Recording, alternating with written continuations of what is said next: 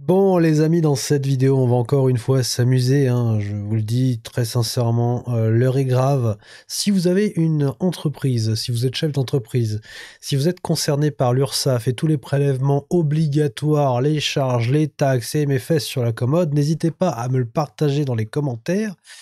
Si vous avez des témoignages comme ceci à me faire remonter, eh bien je suis preneur parce que ce que je vais vous montrer, c'est la réalité de beaucoup d'entrepreneurs, de beaucoup de chefs d'entreprise qui en prennent plein la tête depuis un petit moment et qui en ont plein le fiac. Ils ont un bal-trou qui s'élargit de plus en plus et au bout d'un moment, ça craque, ils se cassent.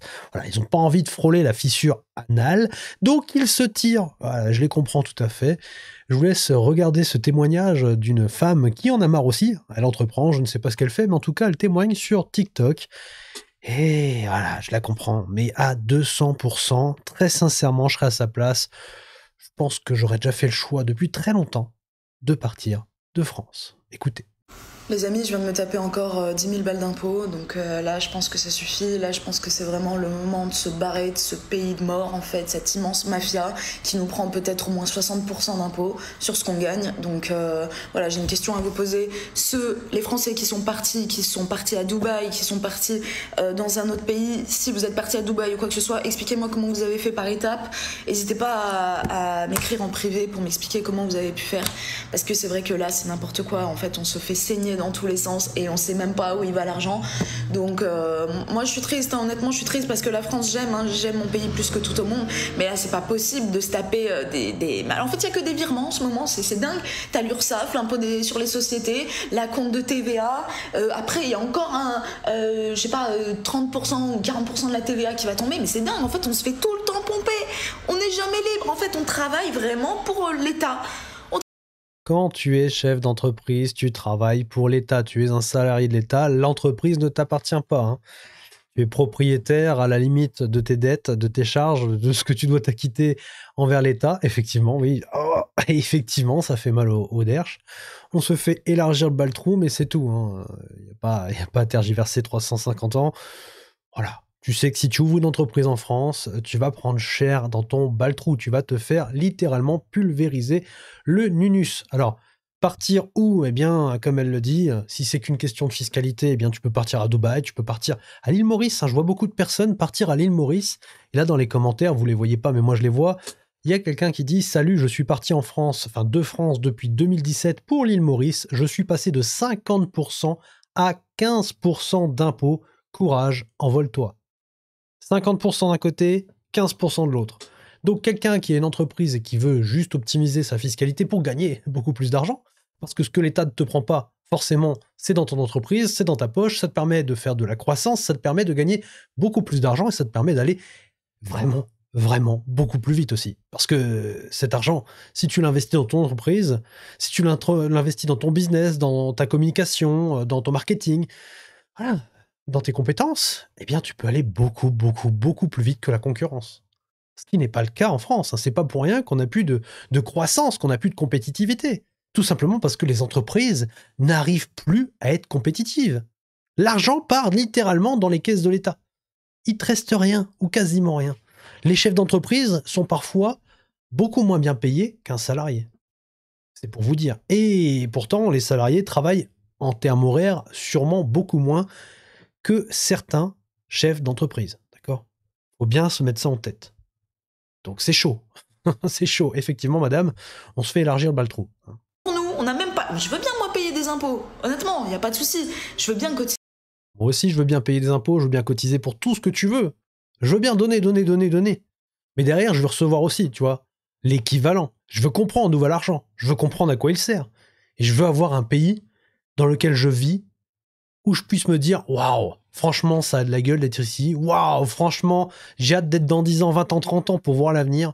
Parce que je sens que là, ce qu'on est en train de faire, ça va être tellement énorme qu'on va devenir un des piliers de ce monde. Eh ben non, en France, tu sais que c'est le bal-trou, tu sais que c'est le tiers-monde, tu sais que l'avenir, ça va être les poubelles. Voilà, waouh, super, super, je vais vivre dans une décharge publique. Waouh, super, je vais devoir fouiller les poubelles pour pouvoir manger. Non, franchement, voilà, je vais revendre les bijoux de famille, etc. pour pouvoir juste me loger et me chauffer et me nourrir. Voilà, ça fait pas rêver, hein, franchement. Donc, niveau impôt, non, c'est la fistinière, clairement. pour la sécu, tout ça, y a pas de souci. Mais des montants pareils, mais c'est n'importe quoi en fait. Tu vas dire ça aux autres pays, tu crois même pas. Je sais pas à quel endroit on est taxé comme ça. On est le pays le plus taxé au monde. Donc je veux dire, moi, en fait, ça fait longtemps. Mon comptable, ça fait souvent que tout le temps je l'ai au téléphone. Et il me dit là, faut te barrer, faut te barrer. Son comptable lui dit littéralement casse-toi de France. C'est son comptable qui lui dit de se barrer. Non mais je sais pas si vous vous rendez compte. On en est là en fait. Même le comptable il sait plus quoi faire. Il dit bah arrête, tu te fais voler là. Tu te fais voler. Tu te fais V. Tranquille. À l'aise. Ton baltrou il va péter. Sauve-toi avant qu'il explose. C'est ouf. Ça me fait rire mais en même temps. Enfin je trouve la situation complètement délirante en fait. C'est que les Français ne bougent pas. Peut-être parce que les Français sont trop biberonnés. Biberonnés. Parce que littéralement, on a bien 50, 60, peut-être 65% de la population qui est biberonnée. C'est ça le problème. Donc forcément, les gens ne savent plus ce que c'est essayer de gagner sa vie par soi-même. Le salariat, c'est une grosse carotte, c'est un scam. Le salariat, c'est l'esclavage. L'esclavage avec le luxe de choisir dans quoi tu vas travailler, entre guillemets, pour l'État, évidemment, pas pour toi. Parce que ce qui te reste à la fin de l'année, voilà, juste... Pour ceux qui n'auraient pas conscience de cela, regardez tout simplement à quelle date commence ou finit, je ne sais pas trop comment le définir, mais à quelle date se trouve le jour de libération fiscale en France. Je crois de mémoire que c'est le 17 juillet. Et je pense que l'année prochaine, ça aura encore reculé. On va finir en août bientôt. Et pour ceux qui ne savent pas ce que c'est, le jour de libération fiscale, c'est le jour où tu commences à travailler pour toi. Tout le reste avant, du 1er au 17 juillet, donc du 1er janvier au 17 juillet, tu travailles pour l'État. Pour l'État et tout ce que ça paye, etc. Enfin bref, tu travailles pour les autres, mais pas pour toi. Voilà, c'est pour vous dire à quel point la pression est ouf. Et ça, c'est pour les salariés lambda, parce que les chefs d'entreprise, si tu comptes tout ce qui claque, bon, ils contribuent largement au système. Mais vraiment, largement. Mais c'est sur eux qu'on va taper, parce que c'est eux les méchants. Sauf que quand il n'y aura plus de chef d'entreprise, on va faire comment? Ça, c'est une vraie question, parce que l'économie, là, elle est en train de s'écrouler. D'accord? L'économie est en train de s'écrouler. Donc on fera comment quand il n'y aura plus d'entreprise en France? Quand on sera tous au chômage? Et quand il n'y aura plus personne pour payer le chômage? Comment on va faire? Dites-moi, on va faire plus de fonctionnaires encore? Oui, c'est peut-être une solution que l'État nous prendra. Et moi j'ai pas les couilles de me barrer, je dis oui ok et tout, y a pas de souci, je vais y réfléchir, et là au final bam, moins 10 000 balles d'impôts comme ça en fait. Et donc là je me dis bah écoute, là il faut vraiment chercher des contacts, chercher je sais pas, sur Dubaï, bon j'ai la chance de parler un peu anglais, mais enfin voilà, j'ai pas tellement de famille, j'ai aucune attache ici, j'avais qu'une seule famille, c'était mon chat maintenant il est parti, donc voilà, là maintenant je peux pas donner autant d'argent à l'État français. On peut pas autant se faire ken par l'État français. Mais en plus, le pire, c'est qu'il n'y aura jamais d'amélioration là-dessus. Peu importe pour qui tu vas voter, il n'y aura pas d'amélioration.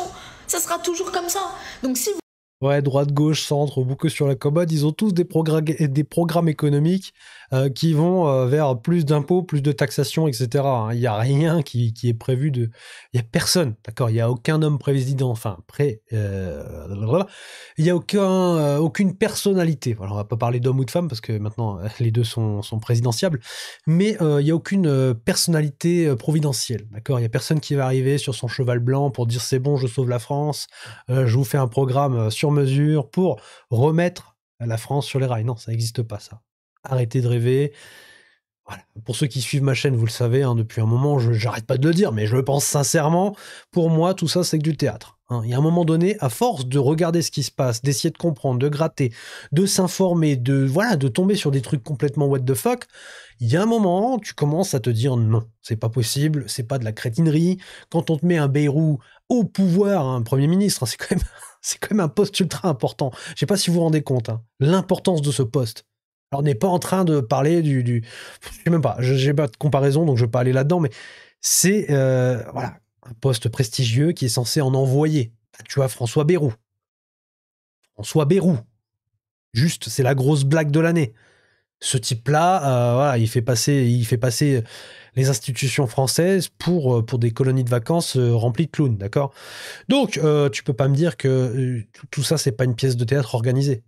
On te met des pitres, des gens qui ont des déviances, des gogoles, au pouvoir pour te faire croire que tout ça, c'est de la bêtise. Mais en fait, tout ça, c'est organisé. C'est organisé. D'une part, on détruit le pays, on détruit de la richesse, on est en train de vendre le pays à la découpe. Le pays est en train d'être vendu. D'accord? Faut comprendre tout ça. Donc, on est en train de vendre vos richesses, vos biens, on est en train de vendre votre avenir, on est en train de vous endetter, on est en train de vous asservir, on est en train de vous transformer en esclave. Vous en êtes déjà, hein? Voilà, désolé de vous l'apprendre. Vous en êtes déjà, mais vous allez le devenir officiellement dans pas très longtemps.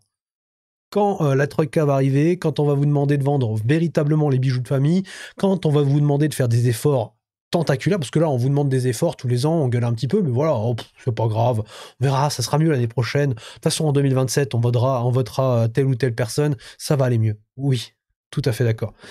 Vous avez le droit de rêver, hein, les amis, mais à mon sens, ça ne s'améliorera pas, parce que tout ça, ça fait partie d'une grande pièce de théâtre. Réfléchissez. S'il vous plaît, si vous avez eu la chance de vous extirper de cette immense mafia, Oui. Dites-moi comment vous avez fait. Je crois que la première étape, c'est de liquider sa société et de partir. Faut juste avoir une immense paire comme ça. Mais faut le faire, quoi, parce que c'est pas possible. Faut vraiment être stupide pour balancer 10 000 comme ça. Je sais pas, je suis vraiment... Surtout que je gagne pas des 1000 et des 100. Vous allez me dire, ouais, mais si t'as 10 000, c'est que t'es blindé. Mais non, pas du tout. Ça, c'est ce que les gens y croient. Ils croient que parce que j'ai 10 000 balles d'impôt, je suis blindé. Mais non. Moi, je gagne quoi ? Je vais gagner 5, 4, 5, 6 par mois, max. Après... Bon, 4, 5, 6 par mois, c'est quand même beau, hein. Je veux dire, là, tu fais partie, je crois, des 10% des plus riches de France. Si tu touches 3, 4, 5 000 euros, 6 000 euros par mois, c'est quand même pas mal. Mais ça n'empêche que tu te fais trop bal-trou. Et à un moment donné, si tu donnes beaucoup plus que ce que tu gagnes, c'est quand même abusé.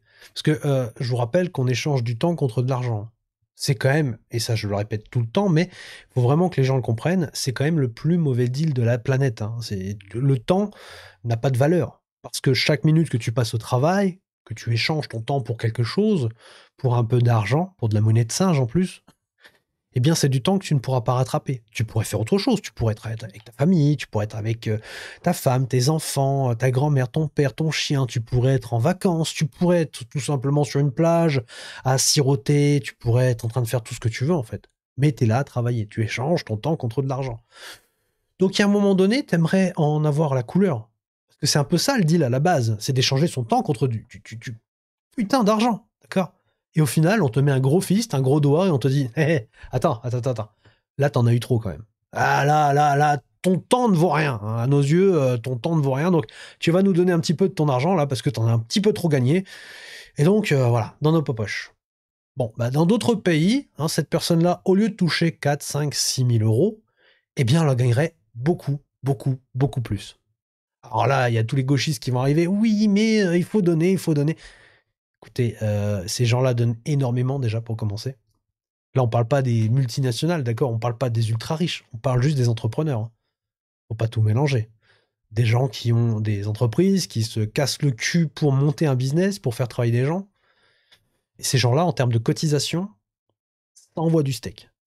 Et aujourd'hui, ils sont tellement pressés comme des citrons que les défaillances d'entreprise, ça envoie aussi du steak. Allez faire un tour sur la Banque de France, ou peut-être qu'à la fin de cette vidéo, on ira faire un petit tour pour juste regarder, pour rigoler, la courbe des défaillances d'entreprise. Vous allez voir, ces gens-là sont pressés comme des citrons. Et donc, on a un exode, mais c'est inquantifiable. On a un exode total, hallucinant, des gens les plus fortunés de France. Tu as des millionnaires qui se cassent de France, tu as des gens qui n'ont pas forcément 1 million, mais qui ont quand même un beau patrimoine, qui ont des entreprises, qui finissent par revendre tout simplement, hein, même à perte, pour pouvoir se casser. T'en es là en fait en France. Ce qui veut dire qu'un jour ou l'autre, on va se retrouver entre pauvres et entre cons. Voilà, tout simplement parce qu'il restera que des gens pas très bien instruits, je suis désolé de vous le dire, mais voilà, par rapport au reste du monde, hein, tous les gens qui auront des compétences à faire valoir, des compétences à haute valeur ajoutée, et qui pourront les monnayer beaucoup plus cher dans un autre pays qu'en France, eh bien seront partis. Par contre, tous les autres vont rester en France et vont subir le déclin français. Ça, c'est une certitude, les amis. Ça va arriver et malheureusement, j'ai l'impression que les gens ne veulent pas prendre en compte cette réalité. Voilà, Protégez-vous. Hein. Protégez-vous. Investissez, cassez-vous. Si vous voulez pas vous casser, bah résistez comme vous le pouvez. Mais à un moment donné, par exemple le 10 septembre, sortez. N'allez pas travailler. Protestez. Faites en sorte qu'on vous voit, qu'on vous entende. Et là, potentiellement, on pourra vous prendre au sérieux. Sinon, bah ne faites rien et arrêtez de pleurer. Donnez votre argent, donnez votre temps, donnez votre âme à ces gens qui sont sataniques en plus. Et puis, arrêtez de pleurer. C'est l'un ou l'autre, il faut choisir à un moment donné. Soit on est des victimes, soit on essaie de se battre. Moi, je le fais, entre guillemets, avec ces vidéos. Hein. Je m'expose en public, je sais que je peux avoir des représailles. Heureusement, cette chaîne est toute petite, mais il suffit qu'un jour elle pète, je peux vous assurer que je pense que je vais en prendre plein la tête. Mais en attendant, j'espère que j'aurai réveillé quelques petites personnes qui vont se dire « Ah, et si je prenais mon avenir en main ?» avant qu'il soit trop tard. Bon, en tout cas, c'est mon souhait. Hein. J'espère pour vous que voilà, ça fera tilt et que vous allez vous dire « Allez, je passe à l'action là, tout de suite maintenant. » C'est pas je passe à la vidéo d'après et puis j'oublie ce qu'il vient de dire. Non, tu passes à l'action tout de suite parce que la situation est grave. Ça, c'est important, les amis. C'est quoi? C'est l'URSSAF, c'est la TVA, c'est des trucs de fou, quoi. Donc c'est pas parce qu'on se tape 10 000 balles d'impôts global qu'on est blindé, rien à voir en fait, ça c'est en France en fait, hein. Ils te prennent énormément alors que tu gagnes pas tant que ça en fait, c'est juste que parce que t'as décidé d'être entrepreneur, d'avoir ta société, d'être libre, en fait, voilà, ils te kennent comme ça, ils disent ah ouais bah tu vas être libre, bah y a pas de souci, tu vas voir comme...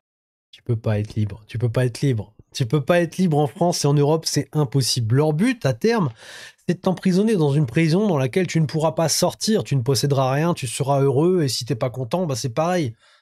Je veux dire, l'euro numérique qui arrive, c'est pas pour rien, hein, c'est pas pour oh, on va te faire une petite monnaie digitalisée qui va faire plaisir. Non, non. C'est vraiment pour avoir le contrôle sur ta vie, c'est pour surveiller ce que tu fais, c'est pour pouvoir te contraindre, c'est pour pouvoir t'orienter politiquement peut-être, pour pouvoir se maintenir au pouvoir, eh bien c'est très bien, hein. Tu fais comme en Chine tout simplement, le crédit social. Si tu critiques le pouvoir, si tu critiques le parti, si tu critiques les décisions qui sont prises, si t'es pas d'accord, si t'es pas aligné, eh bien on te punit. On te met sur la blacklist, la liste noire. Et là, c'est fini pour toi. Ah oui, c'est fini. C'est fini. Tu peux plus rien faire. Tout simplement. Tu peux même plus aller travailler dans certains cas. C'est pour te dire à quel point voilà, on peut aller très loin. Comme tu vas être libre. Donc voilà, je suis vachement énervée et puis voilà quoi, la France c'est plus possible. C'est plus possible. En fait, ils veulent qu'on se barre pour qu'il reste... En fait, c'est ça. Pour qu'il reste quoi? Que des salariés. Moi, je comprends pas ce pays. Hein. Honnêtement, je comprends pas ce pays. Et en fait, si les Français en avaient une plus grosse paire, par exemple, on se casse tous. Tu vas dans les autres pays, en fait, ils te poussent à être entrepreneur. Ils te disent que, bah voilà, c'est génial, ils t'encouragent à être entrepreneur. Ici, tu peux pas. Ici, c'est le dernier truc à faire. Faut jamais faire ça. Faut jamais ouvrir un truc. Moi, j'ai des copines qui ouvrent des coffee shops, des trucs comme ça, mais ils ont même pas de salaire la première année. C'est juste pour payer. Mais c'est dingue, en fait. Donc, s'il vous plaît, les amis, s'il y en a qui ont eu la même situation que moi, ça veut dire qu'ils sont bien fait enfler en France et qui en ont eu ras-le-boule, en fait, expliquez-moi comment vous avez fait, quel contact vous avez eu, s'il faut passer par des agences à Dubaï, enfin... Je sais pas si vous avez calculé ce qu'elle vient de dire juste avant, mais quand même, il y a ces copines qui ont ouvert des coffee shops et qui ne se sont pas payées de salaire pendant 1 an. Tu es chef d'entreprise, tu mets tes boules, hein, littéralement tes boules, tes colonesses sur la table. Tu mets ton avenir financier, tu mets potentiellement ton avenir tout court sur la table. Tu sais que tu peux te faire déplumer à tout moment, tu peux te faire désosser, mais non, mais c'est pas grave, tu y vas. Et la récompense, c'est pas de salaire. Voilà. Et t'as tous les gauchistes qui trouvent ça normal. Alors, moi, comme je vous l'ai dit, hein, j'ai pas d'orientation politique particulière parce que, comme je vous le dis, c'est une pièce de théâtre à ciel ouvert. On nous joue un petit rôle, on s'amuse avec nous, on nous fait penser... Voilà, on nous met un petit narratif dans la tête et puis on nous donne l'illusion d'avoir le choix sans avoir véritablement le choix, puisque le moment venu, quand on te demande de faire un choix, eh bien si le choix ne convient pas au pouvoir, au parti ou au système, eh bien on annule ou on remplace tout simplement les candidats. Donc il y a un moment donné, arrêtez de croire à cette illusion, il n'y a pas de gauche, il n'y a pas de droite, c'est juste des feux de fumée, des feux de paille, des écrans de fumée, je sais pas. Mettez ce que vous voulez à la place de ce que je viens de dire, mais en gros, c'est de la poudre aux yeux. C'est de la poudre de perlimpinpin, pour ne citer que notre cher président de la République. Voilà. Ça fait peur, hein. Enfin, moi, personnellement, ça me fait grave peur. Je me dis, je vis dans ce pays, quand même, de zinzin, où il y a des gens qui trouvent ça normal encore. En 2025, il y a encore... Mais il y a une masse de gens qui trouvent ça normal. J'ai pas fait d'études dans l'économie, je suis pas quelqu'un de hautement diplômé, enfin, je veux dire... et pourtant, j'arrive à comprendre ce genre de notions. Alors je sais que si demain il y a des gauchistes qui passent par là, ils vont me dire mais en fait tu comprends rien, blablabla. Je vous en... d'accord. Il y a un moment donné, je vais pas être l'esclave et la serpillière d'un État toute ma vie, donc je suis pas d'accord avec ça, et je le dis sur Internet, je m'expose, effectivement. Voilà, c'est un choix personnel, mais en attendant, c'est une réalité. Hein. Il suffit de regarder les chiffres. Il suffit de regarder les chiffres. Les gauchistes, comment vous allez faire pour vous financer quand il n'y aura plus d'entreprise? C'est une vraie question. S'il y a 2-3 gauchistes qui passent par la fête, l'effort de me répondre sans m'insulter, juste. Voilà. Et quand je dis gauchiste, c'est pas une insulte. Ça, c'est vraiment... voilà, je sais que vous êtes dans cette orientation, donc n'hésitez pas à me partager votre avis là-dessus. Comment vous ferez pour vous financer lorsque les entrepreneurs auront tous mis la clé sous la porte et lorsque tous les salariés qui vous fournissent du cash tous les mois là seront à la rue? Comment on fait? Ah, ça, c'est une vraie question qui m'intéresse beaucoup. Hein.